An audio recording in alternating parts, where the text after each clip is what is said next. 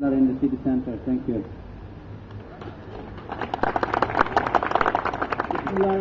Thank you, Asif. Thank you for having such a wonderful demonstration. Just want to pass this message to the police is that these people have gone under intense scrutiny of Home Office and they have got no right to live here. For God's sake, let them come dignifiedly, peacefully into this country. Imagine these people that are traveling from far off places to come to an airport in Pakistan and probably take them 10 to 12 hours and then another 11 hours flight, and it's altogether it takes about 24 hours. And when they arrive here, you hold up another 4 hours. I don't think this is human. This must be stopped, and this must be stopped at once. It's not just Afghan, like Raja Hanif said. It's all the Muslims who have come. Even some of my own colleagues who came here, they were harassed and questioned for 4 to 5 hours, especially when they have traveled from long off distance from Pakistan. And it's just not human. For God's sake, stop it. These people have got right to live here. Let them come into this country dignifiedly. Immigration have already have intense pressure on them. They go through a lot of checks. Now why are you asking them, where is Osama bin Laden? You should know better where is Osama bin Laden rather than these innocent people who are already suffered enough in Afghanistan under this war, unjust war, which is being waged on them from by British government and USA. For God's sake, stop it and stop it now. Thank you very much.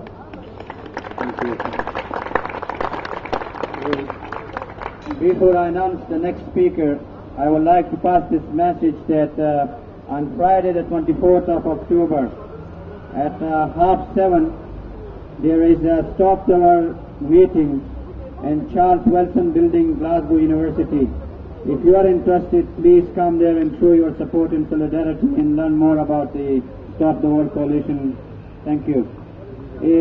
Our next speaker, who does not need any introduction, it was the year 2000 when I came to Glasgow and I met this young man, Amar Anwar.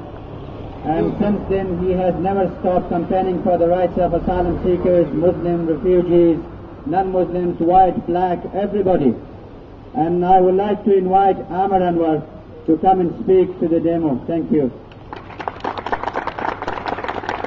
Thank you, Asif. Assalamu alaikum.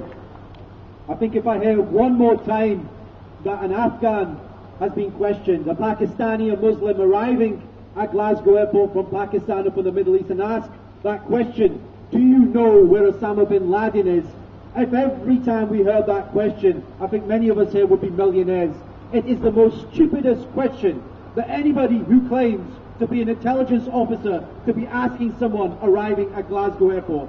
The methods deployed by Special Branch at Glasgow Airport are an abuse of the trust they are given to protect the security of this nation. Their methods will not stop terror, but they're adding to a sense of injustice that will fuel terrorism. And it is further a sordid twist that they are persecuting the very people, the Afghan people, that fled from Afghanistan, that fled from the Taliban to seek security within this country. Such intelligence gathering operations by Special Branch are futile. They are not protecting us. They won't provide security, which is the pretense on which their powers are based. We have seen the consequences of a climate of suspicion and hysteria with the tragic death of Jean-Charles de Menezes and the actings of police officers who have deliberately broken the law. You cannot fight terrorism by taking away the presumption of innocence by simply assuming that if you are Muslim, you have a beard or a dark skin, then you must be guilty of something. In the past, such methods of policing led to 3 decades of the Irish Troubles and acted as a recruitment sergeant for the IRA. The word security and national security has given Special Branch free rein to target mainly Asian and Arab men. Their intimidation is provoking fear and anger. Yes, we live in the 21st century and the need for security is essential, but when Strathclyde police cry national security, that cry demands the greatest degree of public scrutiny. It cannot make sense that a Muslim or dark-skinned person is more likely to be stopped, more likely to be questioned, more likely to be re-questioned at Glasgow Airport than any other airport in the United Kingdom. The police claim they are acting on intelligence, or use the word security to support their actions and curb any criticism. There is nothing intelligent about their conduct. They are responsible for some of the most crass, racist, offensive and stupid questioning I have ever seen. I suspect that Strathclyde Police, the Chief Constable, the head of counter-terrorism in Scotland will announce a review of procedures and say publicly that they are willing to listen to any complaints by members of the public. That is not good enough anymore. Police officers do not have a license to abuse their authority. We demand an independent, transparent inquiry into the methods of Special Branch at Glasgow Airport, and for any officers found guilty of abusing law-abiding members of the community to be sacked. Thank you. Thank you, Ahmed. As we hear from the speakers, that every single week Afghans are bombed by the British and American F-16 and whatever the jet fighters the British have in Afghanistan. They bomb wedding parties. As a result, 100 people die every week, and then they say there were terrorists celebrating the wedding. They bomb innocent Afghans on a daily basis in Afghanistan.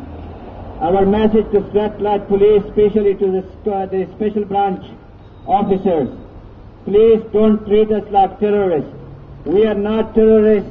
Probably you are forcing us to admit that we are terrorists. If you are looking for Bin Laden, look for somewhere where you know he is. If you are looking for Al-Qaeda, you guys know better than us where the Al-Qaeda is. Please don't harass us and don't make our life difficult. We want this to stop, and we want to stop from today. Our next speaker is one of the Afghan elders, Abdul Malik Spinger, who have done quite a huge work among the society, the Scottish community, and we would like Abdul Malik Spinger to come and speak here. Thank you. Bismillahirrahmanirrahim. برادران مدت 8 سال میشه که ما در اسکاتلند آمدیم. در مدت 8 سال چندین بار در میدان هوایی که ما آمدیم در هر بار 3 ساعت 4 ساعت پرسان شده، بالخصوص از مسلمانان در هر دفعه که آمدن با کجا شما رفتین به خارج به پاکستان، با کجا با تماس شدین به وزیرستان، با کدام ملا، با کدام مسجد، یا با کیا دیگه، با کدام ملا، با کدام مسجد شما با تماس میشین، در کدام مسجد نماز میخوانیم. آیا ما مسلمانان یک نداریم که ما از اسلام خود و یا با عقیده خود یا با عقیده اسلامی خود ما نماز خود بخوانیم و یا میخویم که در هر مسجد که میخوانیم؟ این ارتباط چی میگیره با امیگریشن؟ برادران عزیز، اگر ما شما این از اسلام خود از حقوق خود دفاع نکنیم و امروز ما را بترسانه که شما را کدام مسجد میرین و یا کدام ما پاکستان رفتین و با خارب خود یا با کسی شما با تماس میشیم. ما حق داریم که بر کسی که با تماس میشیم و شخصی خود ما حق داریم که در مسجد نماز میخوانیم. ما حق داریم که با هر ملا ما از ملا و حساب از او معلومات خود حاصل میکنیم و یا از او تدریس میکنیم. ما به تعلیمات اسلامی خود و یک مسلم هر شخص است، هر مسلمان است که یک مسلمش است که تعلیماتش و اولادش فرزندش تعلیمات اسلامی خود بکنه. این ارتباط نمیگیره که ما را به این بترسن که شما رفتیم با تروریسم. آیا کدام افغان تابعی در باعث تروریسم گرفتار شده؟